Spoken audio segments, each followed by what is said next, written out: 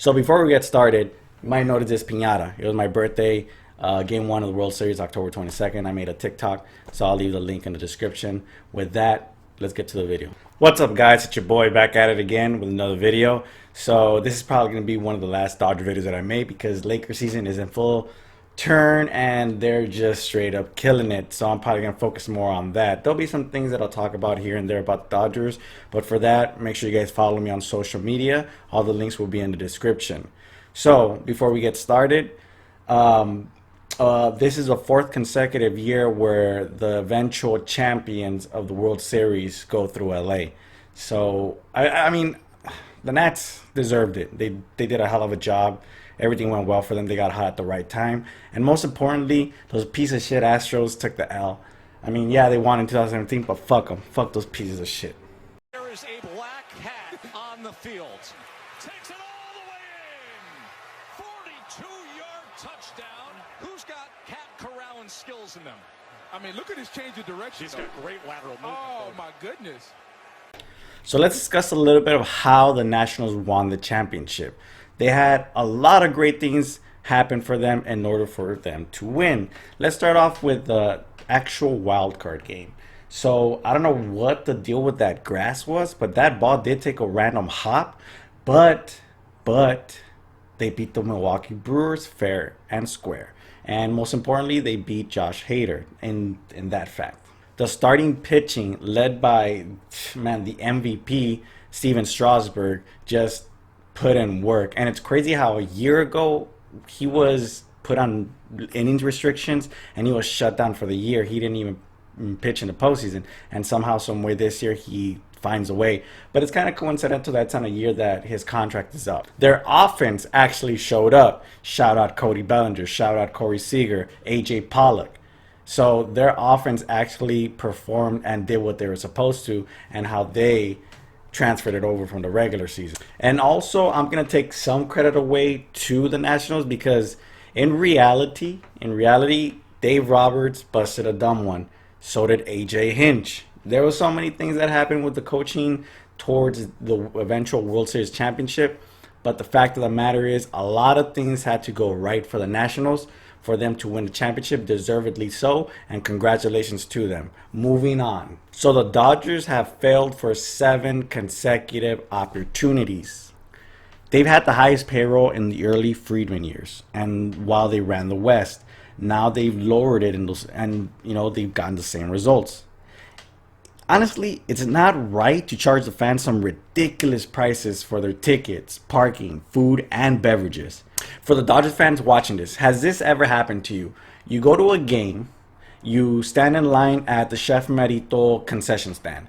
You wait 2, maybe 3 innings to get your Nacho Asada helmet.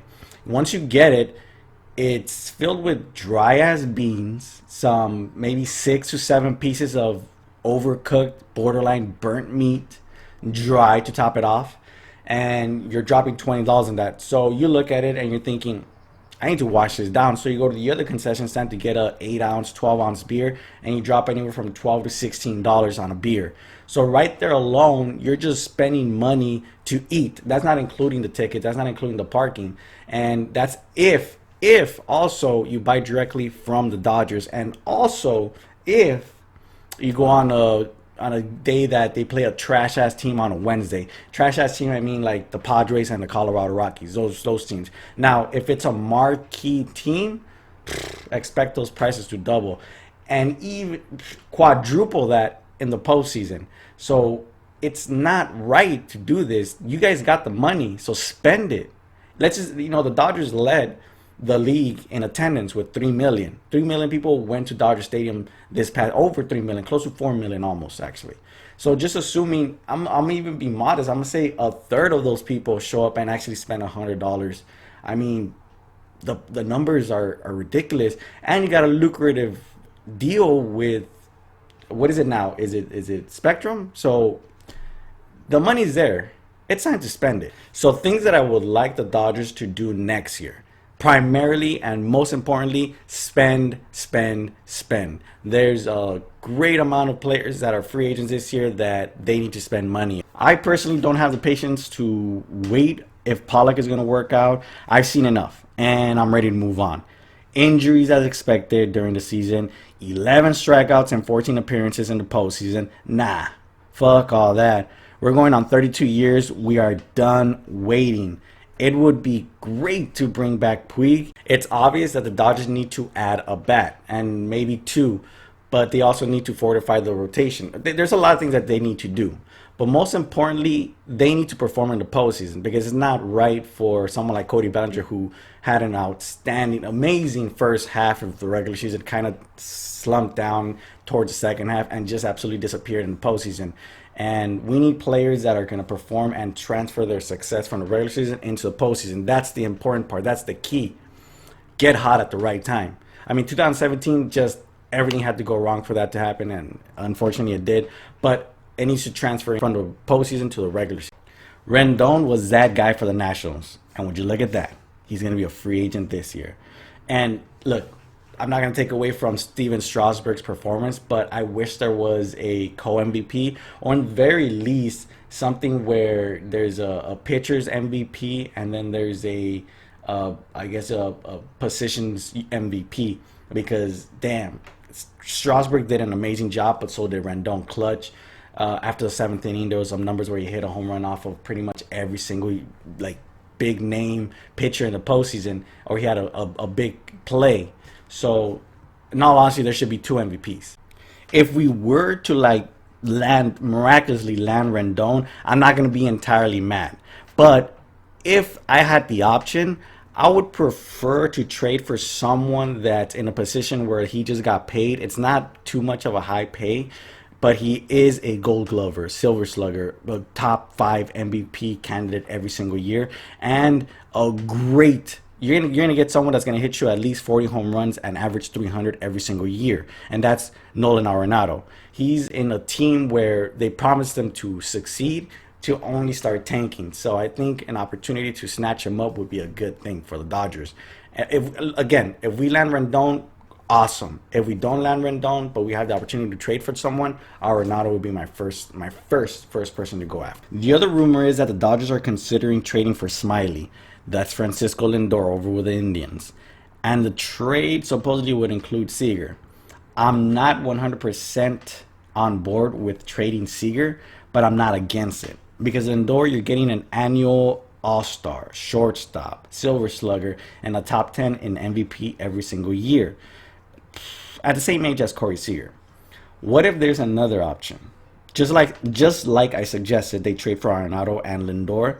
Why not trade with a team that is desperate to lower their payroll, and that team is the Boston Red Sox? They have a huge payroll and missed the postseason. Yes, they won the World Series. They won it all in the just recently, just last year. And my eyes are on Mookie Betts, who is in his last year of team control.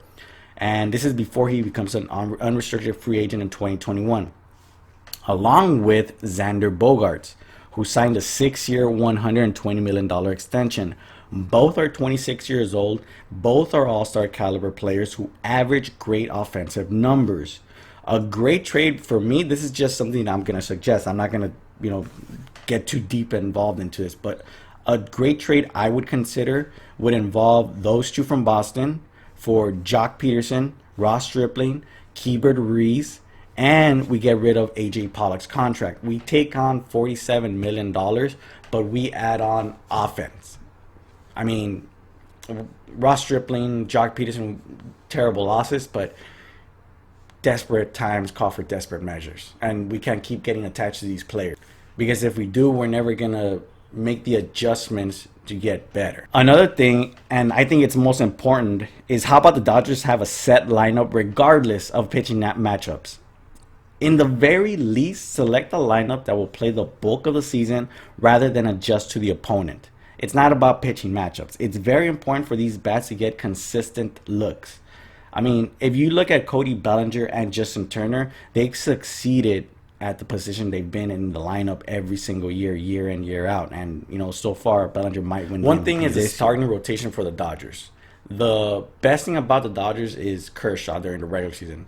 He's also the bad thing about them in the postseason.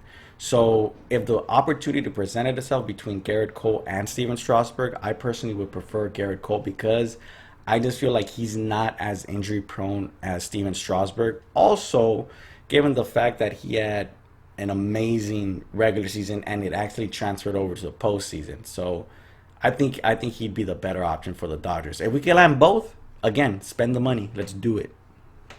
So in conclusion, the Dodgers, as constructed, yes, they're gonna win the West in the regular season, but for how long? We can't just continue succeeding in the regular season. We got transferred into the postseason and the eventual World Series. At this point, in order to make up for these last consecutive losses, there's got to be now a consecutive win streak where we win 2 out of 3, all three out of 5, something.